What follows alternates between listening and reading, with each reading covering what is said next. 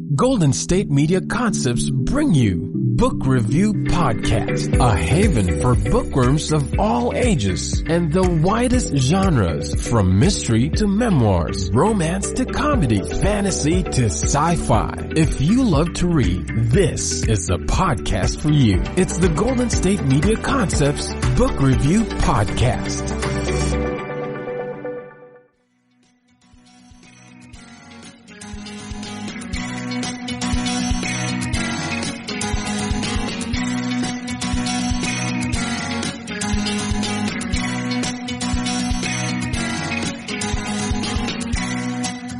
Hello and welcome to the GSMC Book Review Podcast, brought to you by the GSMC Podcast Network. My name is Sarah, and I am happy to be back with you and happy to have a returning guest on the podcast. Tess Gerritsen was first on the podcast way back on episode 44, if you want to check out that first interview. That was in December of 2017, so it's been a little over 2 years since we've had the opportunity to talk. At that time, we were talking about her newest book in the Rizzolian Isles series. This time we are talking about a standalone novel called The Shape of Night. It is a gothic psychological suspense thriller, kind of a combination of genres. There's a mystery in it as well. Let me give you the description of it. After an unspeakable tragedy in Boston, Ava Collette flees to a remote village in Maine where she rents an old house named Brody's Watch. In that isolated seaside mansion, Ava finally feels at peace, until she glimpses the long-dead sea captain who still resides there. Rumor has it that Captain Jeremiah Brody has haunted the house for more than a century. One night, Ava confronts the apparition, who feels all too real and who welcomes her into his world and into his arms. Even as Ava questions her own sanity, she eagerly looks forward to the captain's ghostly visits. But she soon learns that the house she loves comes with a terrible secret, a secret that those in the village don't want to reveal. Every woman who has ever lived in Brody's Watch has also died there. Is the ghost of Captain Brody responsible, or is a flesh and blood killer at work? A killer who is even now circling closer to Ava. So like I said, you've got a couple of different genres going on here. You've got psychological thriller, you've got the element of a gothic novel, you've got a mystery, you've got Ava's past and what happened that has caused her to flee Boston. So much going on, and there's so much that I want to talk to you about, but I do not want to give too much away because it is a thriller and it is intense, and you need to read it for yourself to find out really what is going on. It has elements of paranormal romance, which you probably got from the description. It has so much going on, and I am going to let Tess talk more about the book because obviously she wrote it and knows more about it. But it's really good. It sucks you in right away. At least it sucked me in right away from the first page and beyond. I was like, I think maybe I know what's going on here. I don't know if I know what's going on here. Do I know what's going on here? And I just kept reading because I wanted to find out what was going to happen. What was real? What was not real? What were the secrets from Ava's past? What were the secrets of this town that she found herself drawn to, and the secrets of the house? So many secrets. So let's go ahead and turn now to the interview with Tess Gerritsen. Again, the name of the book is called The Shape of Night. Hi, Tess. Welcome to the podcast. Welcome back to the podcast, actually. Yeah, nice to talk to you again. It's very nice to talk to you. It's been 2.5 years since you were on the podcast last, and we are here to talk about your new novel, The Shape of Night. Before we get to that, though, if you could just share a little bit about yourself, that would be great. Yeah, I am a retired medical doctor and now full-time novelist. And Shape of Night is my 28th novel, so I've been at this for quite some time, and I live in Maine. Yes, and this is a standalone novel. It's not part of you write the Rizzolian Isles series. So give us an overview of the story of The Shape of Night. Yeah, so I have written 12 novels in the Rizzoli and Isle series, and every so often I get this idea that is completely out of the box, but I can't wait to write it. And this is where this one came out. It started off with the fact that I love Gothic novels. And when I was, a young 20-year-old, I was reading a lot of Gothic novels. And for those who are not familiar with the concept, it's usually about a young innocent woman and a brooding hero and a house with secrets. So it's that triad of things that need to go into a Gothic. But it seems like I hadn't read that many recently. It went out of fashion, and I've never lost my love for those. And the other thing that was interesting to me was the idea of haunted houses. My mother always believed in ghosts. I've never seen a ghost, but I'm still fascinated by the idea that they might exist. I've been looking for them all my life. And of course, one of my favorite television shows as a child was The Ghost and Mrs. Muir. And it's about a widow who moves into a house that's still haunted by the sea captain, and they fall in love. So it was that combination of ideas that made me write The Shape of Night. It's about a heroine who moves into a house that happens to be haunted by the sea captain. They fall in love, but then she finds out that every woman who's ever lived in this house has died in this house. And now she wonders, is this actually a good situation for me? Does the ghost really exist? Is it my imagination? And is my life under threat? Yeah, there's a lot going on in this book because you do get the Gothic element, you get the sort of psychological thriller element, you get the is it haunted? Is it not haunted? Is she going a little bit crazy? Is she not going crazy? Yeah. It's a question of do you trust the narrator or do you not? And there are many reasons why you may not want to trust her because number one, she's a very troubled woman. She's running away from something that happened in Boston, and to kind of soothe her nerves, she does turn to the bottle. And so how much of this is is fantasy that came out of alcohol, and how much of it is guilt over what she's done, and how much of it is truly a ghost? Right, and it's not just the house that hides secrets. It feels like as you get deeper into the novel, the whole town that seems to hide secrets. Like there's more going on here than really meets the eye at first. It's not just this sweet little touristy kind of town. There's other stuff happening under the surface. Yeah, and I live in a small town in Maine, so I'm really interested in the fact that people you see every day, people people you think are perfectly nice, sometimes have some horrifying secrets, and in little towns can be just as dangerous as big cities sometimes. Yeah, and sometimes even more so because everyone knows what everyone else is doing. Right. And they're more than happy to talk about it. You've spoken a little bit about Ava, the main character, and whether or not we can trust her as a narrator. What about her, though, do you think will resonate with readers? Well, I think that all of us have a point in our lives where we want to run away. We want to leave all our troubles behind and find a safe haven. And I think we can identify with that. We can also identify with the fact that most of us, well, I don't know if most of us have, but many of us have done something we're ashamed of. And shame is a really powerful negative emotion that we don't talk about. It's never really written about.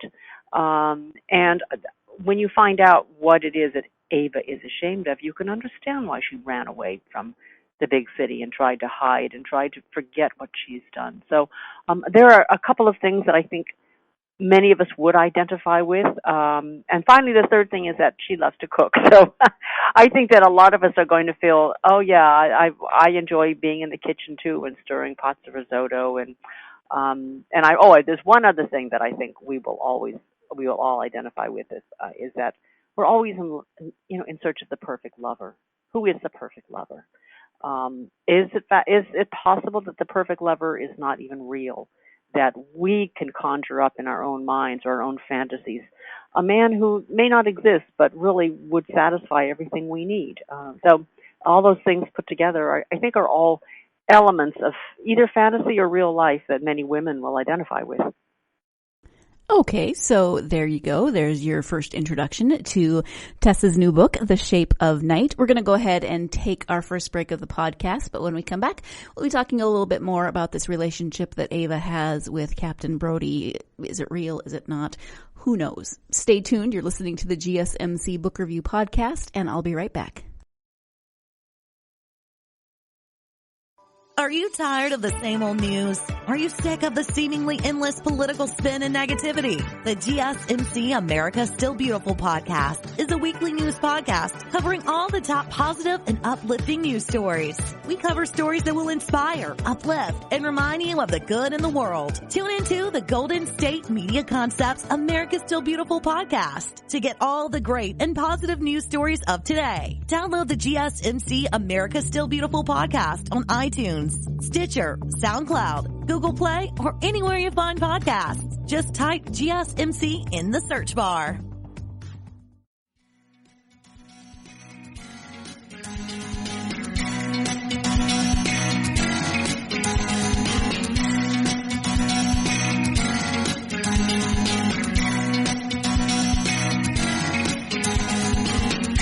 Welcome back to the GSMC Book Review Podcast and my interview with author Tess Gerritsen about her new psychological thriller, The Shape of Night.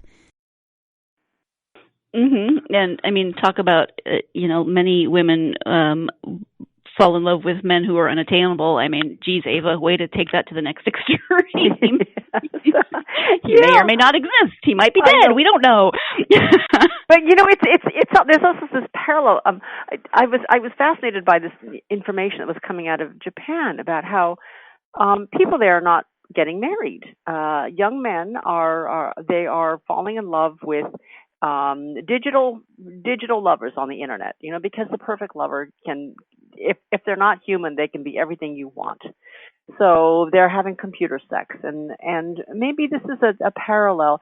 If you, as a woman, could find somebody who could totally satisfy all your sexual needs, and can't give you an STD, can't give you pregnant, doesn't need to be, cook breakfast every morning, who would you choose? The perfect fantasy lover who can satisfy you, or the real human, the flawed human, who is going to come with his own issues? So, it's something that we're seeing played out, but in the digital era. Yeah, absolutely. And, he comes and goes, so she doesn't have to live with him. She doesn't have to put up with, his not putting the toilet seat down or whatever it is that you have to deal with in everyday relationships. So I did mention that this is a variety kind of genres. What appeals to you about writing novels that combine or kind of cross over genres like this one does? I like the surprises. You get to a detective novel and a couple things are going to happen, at least to make them publishable. You know that a crime will be committed, that there will be a sleuth, whether it's professional or amateur, and the crime will be solved at the end. And it tends to be, nothing out of the realm of reality. But I love books that kind of skirt the edges. You're not sure whether they're science fiction or they're real life. You don't know whether they're fantasy or real. And I also love books that at the end leave it up to the reader to decide, what did I just read? Is it possible that I am misinterpreting what the author wanted, or maybe the author wants me to take my own messages away from that? So I love books in which a lot is left up to the reader. And did you do specific types of research for the book? Yeah, ghost hunting. We have, I live in the state of Maine, and we are known to be kind of a haunted state where we have a lot of buildings that are said to be haunted. And as I said, I don't really believe in ghosts, but I'm fascinated by the tales. So I was interested in the so-called science of ghost hunting. What is it a ghost hunter does when they're called to investigate a house? What do they look for? What equipment do they have? And my son and I actually went and filmed a couple of haunted places here in the state of Maine just out of curiosity. So we have visited haunted places. We've talked to people who've experienced odd things, and so a lot of that research went into the story. Yeah, that part is fascinating because there is a team that does come into the house to see if they can figure anything out, and I don't want to give stuff away, but I've always been kind of fascinated by the science. The shows that you watch on TV, I always feel like they're just trying to make you jump. Right. But there really is actual scientific thought behind what people do when they investigate the paranormal. So that part was really fascinating. Yeah, well, I mean, I did hang out with a woman who does ghost hunting, and they use equipment that you can always question the science of these things. Do these monitors actually are they picking up anything in reality, or are they picking up random cell signals from a tower, things like that? But I think what I love is that you get into a dark house that has this reputation, and your alarm starts going off. This little electromagnetic frequency alarm thing. And even if you don't believe in it, you still have that chill up the back of your spine. You still think something weird is happening here, or what am I missing? And then you walk out into the sunshine. You think, well, that was a load of hooey. But I think we can all we all know that sense of, oh, there's something eerie here. I don't understand it, and it's freaking me out. But it may not be anything but my own imagination. Right. It may just be the surroundings, and yeah. Are there any autobiographical elements in the book or the characters? Anything from your own experience that you brought in besides your fascination with ghosts, of course? Yes. Well, a couple things. First, it's set in a town that's very much like mine, where I live in Maine, a small town that's mostly a tourist town. For a lot of people, know each other's secrets. But I think Mainers are an interesting crowd in that they don't tend to be intrusive. We honor each other's privacy, but we do know a lot about each other. And the other thing that I brought in that's autobiographical is the cooking part. My father had a restaurant. He was a professional cook, and so I grew up with fantastic meals. I grew up with an appreciation of the skills it takes to produce a wonderful meal from the kitchen. And Ava, her profession is cookbook writing, so she's very much into food, and a lot of what she experiences are things that she thinks as she's in the kitchen preparing this dish or that dish. And I often think that cooking is a really sensual experience. You're using so many of your senses from the you listen to the sound of a knife chopping carrots on the board, and then you smell the things that come up from the steaming pots, and its taste and flavor, and so many things go into making a wonderful meal. So we're watching Ava as she's testing recipes, as she's experiencing her own crises as she stands at the stove. Yeah, absolutely. Can you talk a little bit about what it's like writing a standalone novel as opposed to writing a series? What are the things that you like? What are the things that are more challenging? Those types of things. Well, the things I like are I get to have a little vacation from my characters. After 12 books with Jane Rizzoli and Maura Isle, sometimes I want them to just go and take a vacation so that I can try something new and different. So I love that, and I love the fact that I can spread my wings and just focus on a completely different topic or a different style of writing. I did that with my book Playing with Fire, which was about the Italian Holocaust. So that was a historical novel. It was very different, and it brought in a number of emotions that I don't usually explore. And this book was different in that I got to, I guess, revert back to the lush language of what I remember from my Gothic novels. To be able to take your time and describe what a house feels like, what it's like to step into this building that has such power over you, and also to explore maybe some of the sexuality that I've never really written about before. Now, I used to write romance novels, But I never really talked much about sex. It's really funny how everybody thinks that romance is about sex, but it really isn't. Right. This book is really talked about because Ava and his ghost are engaged in this relationship that is very erotic and is somehow speaking to her particular needs at that time in her life. I had to explore sex, not just sex with a ghost, but just sometimes even disturbing sex. So that was really new and different. The downside is that I have no idea what my readers are going to think about whenever I do a standalone. I know that a lot of readers are very upset when you try and veer off the path, and they want your old characters back, and they want nothing but Jane and Maura, Jane and Maura. But writers, we just need to write what we feel like writing. Mm-hmm. And how has the reaction been so far? Are people liking it? Or are they, clamoring for more Jane and Maura? It's been mixed. Some people go. I've heard some people go, "Wow, I really love this book. It's so different. It's so lush. It's so sexy and sensual." And then there are the mystery readers who really cannot deal with sex on the page. It's just very disturbing to them. It's funny how this splits down the line. I mean, romance. It seems to me that romance readers, and I, because I used to write in the genre, I know them pretty well. They're much more open. They're willing to accept a wide range of fiction with an open mind. Mystery readers, there are certain things they don't want to hear. They don't want to talk about, and one of them is what goes on, in the bedroom.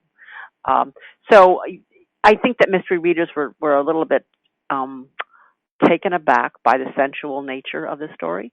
And finally, I think there are people that want their books, their solutions cut and dry. They want me to tell them exactly what happened. So it bothers them that I'm leaving it up to you to decide if the ghost is real or not. And there are enough clues that you could go either way, and it's really up to you how you interpret the story. Let's go ahead and take another break, and when we come back, we'll be talking about what Tess is working on now. So stay tuned. You're listening to the GSMC Book Review Podcast, and I'll be right back. Tired of searching the vast jungle of podcasts? Now listen close and hear this out. There's a podcast network that covers just about everything that you've been searching. The Golden State Media Concepts Podcast Network is here.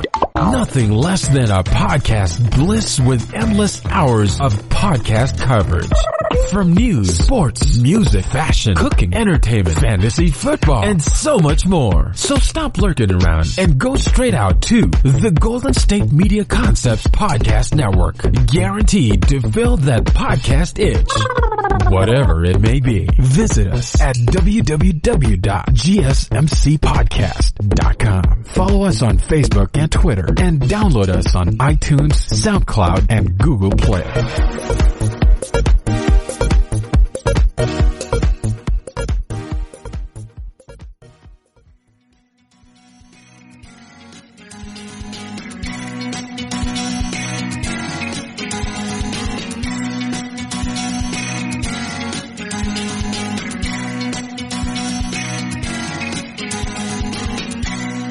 Welcome back to the GSMC Book Review Podcast. I am speaking today with author Tess Gerritsen about her new standalone novel, The Shape of Night. Can you talk a little bit about what you are working on now? Yeah, I am working on the 13th Jane and Maura story, with a little bit of a twist. I've always loved Jane's mother, the character named Angela, who... we all have a lot of us have fraught relationships with our mothers. I'm so sorry my mother passed away. I didn't really get to continue that fraught relationship. But I thought, wouldn't it be interesting if Angela, who's a very bright woman, actually thinks she's witnessed a crime and nobody believes her. And she starts to do her own little investigation with her daughter saying, "Stop it, Mom, stop it, you're embarrassing me." And what happens if Angela is correct and her homicide detective daughter is the one who's wrong? So that's the idea. It's called Mrs. Rizzoli, and it looks at a crime from her mother's point of view. Oh, I love that. Because she's definitely gone through in the last book, she went through some major transitions. So I mean, I'm excited to kind of see things from her perspective a little bit more. Yeah, and also from the perspective of what is it like to look around your neighborhood, and you've been in this neighborhood for 30 years. You think you know everybody, but somebody new moves in, and you're not quite sure about them. Mhm. Mhm. Yeah. And what have you been reading? I just read a lovely book by Paula Daly, Daly. She's a British author, and the title is "It's Clear My Name." A wonderful book about the heroine works for the Innocence Project in UK, and she's trying to decide whether this one woman who was convicted of murder is actually innocent. I love British books. I think they take their time. They develop character. There's not a lot of gore and police procedural stuff necessarily, but they're much more deeply psychological. And I should mention the other project that I'm just finishing up. My son and I have finished filming our movie called Magnificent Beast, and it is. I was trying to solve the mystery that is often that has flummoxed me for a long time, and that is, why is pork forbidden food among certain religions? What led to that decision that pork should not be eaten? So we actually filmed around the world talking to religious scholars and archaeologists about the origins of the pork taboo. Fascinating. Yeah, I remember you talking about that last time. So that sounds like a really interesting experience, and just getting to travel all over. And how is working with your son and kind of, he's an adult now, not a child. So yes. how is that working? Fantastic. He's an excellent editor. And I mean, the whole thing is now, what we call it's picture lock. We're just waiting for our composer to finish composing the score, and came up with some really interesting answers and some really fascinating experts, and listen to opinions that I think pretty much answer the question. Okay. And where will people be able to see that when it comes out? Well, we'll be submitting to film festivals this year, okay. So hopefully people will be able to see it next year. Cool. That's very exciting. I know you have a website, so if you can tell people what your website is and where they can follow you on social media. Right. My website is tessgerritsen.com, and I am on Twitter at Tess Gerritsen. And you can also find me on Facebook, too. All right. Thank you for that. So we've talked about the book, we've talked about writing, we've talked about several things, but is there anything that we have not covered that you would like to bring up now in terms of books or writing or anything at all?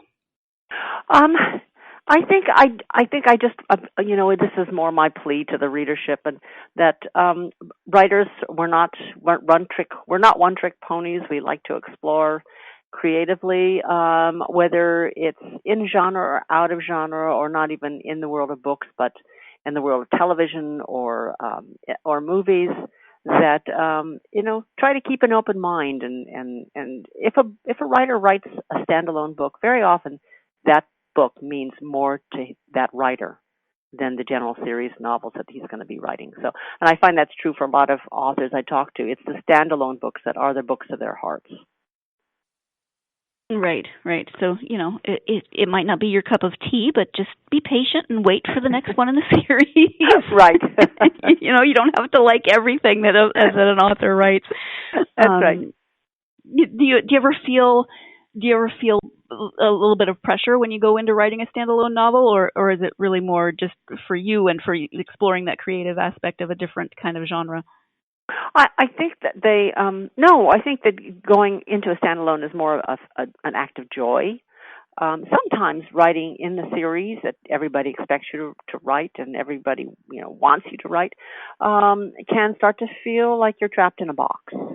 I tell people I know now why Arthur Conan Doyle tried to kill off Sherlock Holmes. He was tired of him. I'm pretty sure that most people who write long-standing series occasionally feel like I want to get out of this. I want to do something different. And not everybody is able to sell that book, and that's. it's part of having a very, very long career, I suppose. If you've been writing 28 books, you're going to want to do something different. Mm-hmm. Yes, I would imagine so. Just for your own maybe sanity, or just for your own, stretching your brain. I know that's not a thing, but just kind of stretching your creativity. It is, yeah, or just wanting to explore a new topic. I mean, one of the joys of writing, and whether it's in series or not, is learning new things. I love to explore new topics. I've in the course of my career, I've studied the space program. I've looked at historical medicine and World War II, and now haunted houses, and try to do a little bit of everything wherever my interest took me. And that's what's made this such a wonderful career, is that I don't get stuck doing the same thing every time. Right. That sounds wonderful. Well, Tess, thank you so much for your time. I really appreciate you taking the time to talk to me. The book is, it's so many things, and I don't want to give too much away, but it's creepy, and it's fascinating, and I really enjoyed it. So thank you so much for joining me. Thank you. And once again, I want to say thank you to Tess for joining me for this episode of the podcast. Again, as I said at the beginning of the episode, if you want to hear the first interview with her, that is episode 44, way back in December of 2017. So you should definitely check that out as well. Thank you so much, though, to Tess for coming back to the podcast to talk about The Shape of Night. This book is creepy and sensual and confusing, and it's really good. I mean, it's got so many different elements going on, and it keeps you guessing, and it keeps you engaged and intrigued, and I just plowed right through it. I didn't want to put it down. So you should definitely check out The Shape of Night by Tess Gerritsen. Thank you, as always, for joining me. Please join me again on Tuesday when I will be speaking with author Kim Taylor Blakemore about her new novel. It's historical fiction. It is called The Companion. It takes place in 1855 in New Hampshire. So join me on Tuesday. As always, if you are a fan of the podcast, please do follow us on social media, share our posts, like our posts, do all those wonderful things that help us out so much, especially subscribing to the podcast and giving us either a written or a 5-star review would be wonderful. Thank you so much, as always, for joining me. Hope you have a wonderful weekend, and I hope that weekend involves plenty of time to get yourself lost in a good book. Thank you. You've been listening to the Golden State Media Concepts Book Review Podcast, part of the Golden State Media Concepts Podcast Network. You can find this show and others like it at www.gsmcpodcast.com. Download our podcast on iTunes, Stitcher, SoundCloud, and Google Play. Just type in GSMC to find all the shows from the Golden State Media Concepts Podcast Network, from movies to music, from sports to entertainment, and even weird news. You can also follow us on Twitter and on Facebook. Thank you, and we hope you have enjoyed today's program.